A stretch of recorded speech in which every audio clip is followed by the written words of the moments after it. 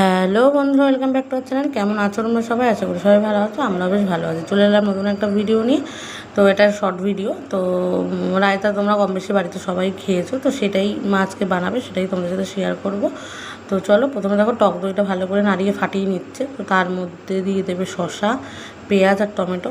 তো সেটাও ভালো করে নাড়াচাড়া করে নিয়ে তার মধ্যে দেবে চাট মশলা, গোলমরিচের গুঁড়ো আর একটু হালকা বিট নুন।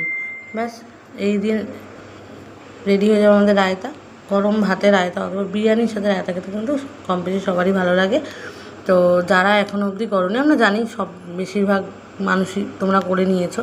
তো যারা এখনও করোনি অবশ্যই করে একবার খেয়েও, আশা করি তোমাদের ভালো লাগবে। কেউ যদি একটুখানি ঝালটা খেতে অনেকে আছে রায়তাতে একটু ঝালটা কম খাও, তো যারা আবার একটু মনে করো একটু ঝাল ঝাল করে, তাহলে তারা বেশি করে একটুখানি গোলমরিচের গুঁড়োটা দেবে। তো আমরা একটু ঝাল ঝালই পছন্দ করি বলে মা গোলমরিচের গুঁড়ো বেশিটা দিয়েছে। তোমরা তোমাদের মতন করে মাপ মতো মশলা করে নিও। ব্যাস, রেডি হয়ে গেল রায়তা।